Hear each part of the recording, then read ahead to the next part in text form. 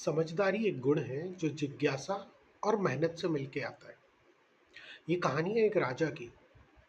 राजा और उसका मंत्री। राजा के मंत्री का नाम था समझदार सिंह। अब समझदार सिंह बहुत ही समझदारी से राजा के सभी प्रश्नों का उत्तर देता और साथ ही साथ राजा की किसी भी परेशानी को हल करने में मदद करता। अब ये देखकर बाकी सब मंत्रियों को लगता कि राजा जो है वो हमेशा समझदार सिंह से ही काम करवाते हैं और सारे अच्छे अच्छे काम समझदार सिंह को मिलते हैं। तो एक दिन जब समझदार सिंह जी कुछ देर के लिए राजा की सभा में नहीं थे, तो एक मंत्री ने बोला कि महाराज, आप हर काम समझदार सिंह जी से कराते हैं, आप कभी हमें भी मौका दें, हम भी हो सकता है आपका काम बहुत अच्छे से करें। तो महाराज ने कहा कि समझदार सिंह जी अभी कुछ देर के लिए कहीं बाहर गए हुए हैं, पर मुझे एक बाहर से आवाज़ और शोर सुनाई दे रहा है कि आप देख के आएंगे किस चीज़ का शोर है। उन्होंने कहा ठीक है, मुझ गए देख के आए। उन्होंने कहा कि महाराज, ये तो लोग खुशियाँ मना रहे हैं, बहुत सारे ढोल नगाड़े बज रहे हैं, इसकी आवाज़ है। महाराज ने पूछा अच्छा, कितने लोग हैं? मंत्री ने कहा मैं एक बार फिर से देख के आता हूँ। दूसरा वो जो मंत्री था वो गया और जाके देख के आया। तो उसने बोला महाराज लगभग 100-200 लोग हैं।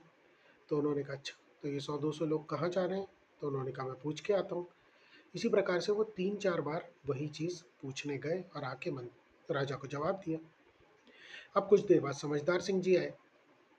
राजा ने कुछ कहा तो नहीं बाकी मंत्रियों से, लेकिन उन मंत्री जी की तरफ इशारा करते हुए समझदार सिंह जी से कहा कि समझदार सिंह जी, मुझे बाहर से कुछ आवाज़ और शोर आ रहा है, क्या आप बताएंगे ये किस चीज़ का है?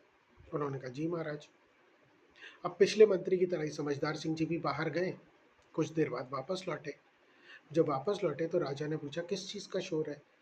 तो समझदार सिंह जी ने बोला कि महाराज, एक मंडली है जो कि जा रही है, तकरीबन 100-200 लोगों की मंडली है और वो लोग अपनी देवी के दर्शन के लिए जा रहे हैं। तो हमारे महल के सामने से निकल रहे हैं ढोल नगाड़े बजाते हुए, नाचते गाते हुए, और देवी के दर्शन के लिए जा रहे हैं।